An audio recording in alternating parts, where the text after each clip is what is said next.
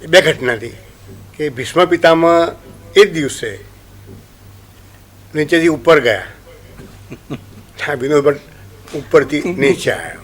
ભીષ્મ પિતામહનું સ્થાન તો લેવાય જ નહીં, કારણ કે ભીષ્મ પિતામહ થવું પોસાયું હતું નહીં, કારણ કે એને એક પણ પત્ની નહોતી.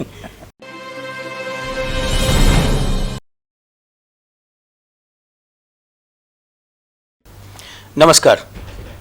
ગુજરાત વિદ્યાપીઠ અમદાવાદના સ્ટુડિયોમાં દર્શક મિત્રો, આપનું હાર્દિક સ્વાગત છે. મુઠ્ઠી ઊંચેરા માનવી એ શ્રેણીમાં કોઈ ગંભીર ન થઈ શકાય અને જેમના નામ માત્રથી હોઠ મલક્યા વગર ન રહી શકે એવું એક વિરલ વ્યક્તિત્વ આપણી વચ્ચે છે.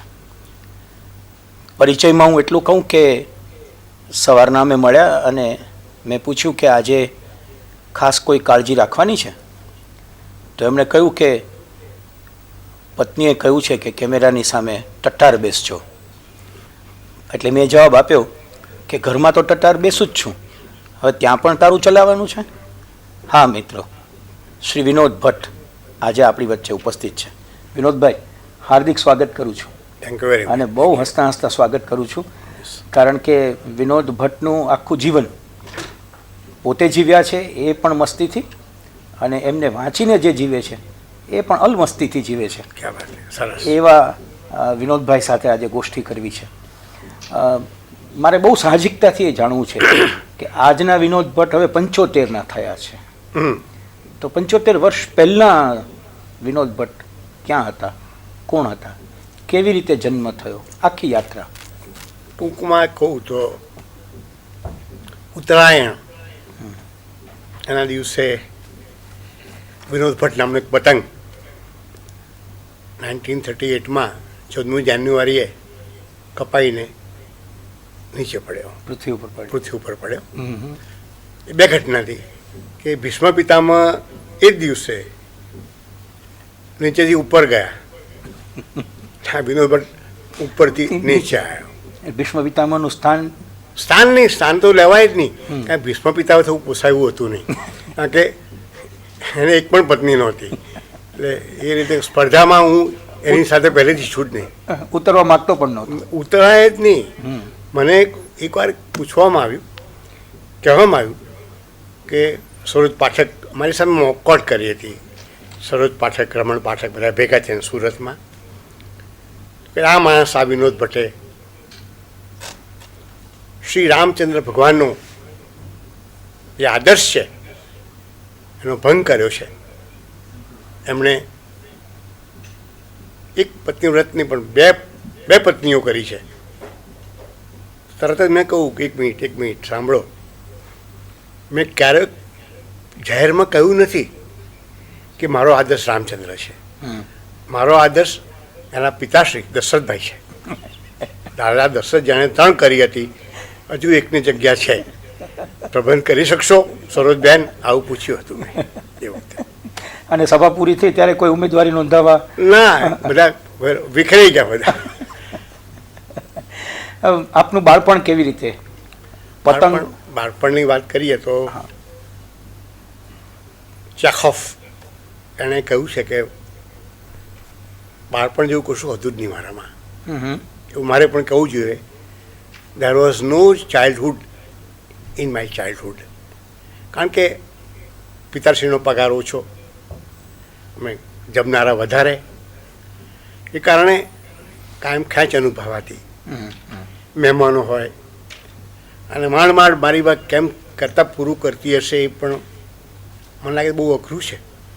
નાના અમે હતા તો એવું થાય કે છેલ્લા દિવસો મહિનાના મારી મા ચા બનાવે, એમાં 2 પાપડ તળેલા હોય એ આપે, રાત્રે 2 પાપડ અને 1 કપ ચા પીને પેટમાં પગ નાખીને સૂઈ જઈએ. સવાર પડજો વહેલી, પણ એ વખતે ખબર નહોતી પડતી, વિચાર પણ નહોતો આવતો કે અમે તો આ ખાધું, મા બાપે શું ખાધું હશે. એ પણ મને યાદ છે કે એ દિવસોમાં જીવ્યો છું. આજે કોઈ મને કહે તો હું ગરીબી ઉપર નિબંધ કરી શકું, પણ એ રડવું વધારે આવે, એટલે હું એ વાત નહીં કરું. કારણ કે આમાં શું છે કે ઘરમાં ફક્ત એક જ જોડ ચંપલ એ પિતાશ્રી પહેરે, અને જે કમાઈ પહેરે એવું હતું.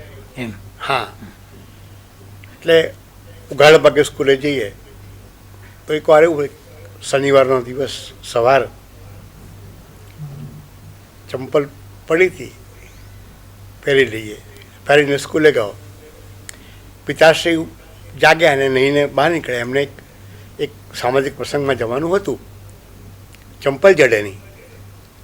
એટલે મારા બાને કહે છે ચંપલ કેમ દેખાતા નથી? એટલે એમ જાણે કોઈ ઘરમાંથી કોઈ ઘરેણું કોઈ ગુમ થયું હોય ને એવો આઘાત થયો. શોધ કરી ન મળી. પછી બાને કંઈક સહેજ ક્લિક થયું કે કદાચ વીનું પહેરી ગયું એવું બને સ્કૂલે. એટલે મારા પિતાશ્રી ઉઘાડા પગે સ્કૂલે આવ્યા. ઓહ, મારા આચાર્યશ્રીને કહે છે કે મારો દીકરો અમારી સ્કૂલમાં આ ધોરણમાં ભણે છે, કયા ક્લાસમાં એ ખબર નથી. કારણ કે એ જમાનામાં પિતાશ્રીઓને બહુ ખબર, કારણ કે કમાવશે એ કશું કામ કરવાનું હતું નહીં એમને. એટલે પૂછે કે એ છે નામ બોલો, કે વિનોદચંદ્ર જસવંતલાલ ભટ્ટ. તો બે જણા બે પ્રકારના છોકરાને લોકો ઓળખે, કાં તો બહુ હોશિયાર હોય અથવા બહુ તોફાની હોય. એ તોફાનને કારણે મને હા બોલાવી મંગાવ્યો.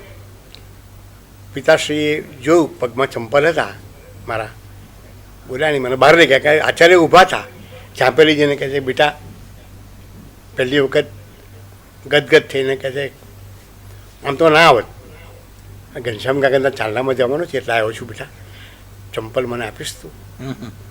મેં જોયું એમની આંખોના ખૂણા ભીના હતા, પણ હું પોતે પણ ગદગદ થઈ ગયો કે મેં આ ભૂલ થઈ ગઈ મારાથી, અપરાધ. એટલે આ પ્રકારનું બાળપણ, એટલે બાળપણમાં છે ને બહુ કશું કહેવા જેવું લાંબુ કંઈ છે નહીં.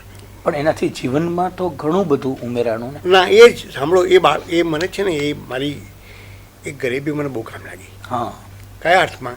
મેં જોયું પછી બીજાઓના જીવનો વાંચ્યા ને, દાખલા તરીકે ચાર્લી ચેપ્લિન છે, ચાર્લ્સ ડિકન્સ છે, આવું જીવ્યા હતા. એટલે આવી ગરીબીમાં જ એ લોકોનું બાળ ઉછેર થયો હતો, બધાં 100 ઇવન. પણ પછી આમાંથી ભાગી છૂટવાની વાત આવતી હતી. કદાચ મને લાગે છે કે હું મારી જાતને જો હાસ્યલેખક થઈ શક્યો હોઉં તો કદાચ એના મૂળમાં આ ગરીબી હોય એનો મારે આભાર માનવો જોઈએ, કે જેને કારણે થઈને હું મારી જાતને અભિવ્યક્ત કરવા માટે કંઈક, કારણ કે કશું I was good for nothing, કાંઈ કરી શકું એમ હતું જ નહીં. એ પણ મને એમ થયું કે આજે એમ લાગે છે કે એ બધા જે મારા મૂળ છે ને એ મને અહીંયા કામ લાગ્યા છે, એવું હું ફીલ કરું છું.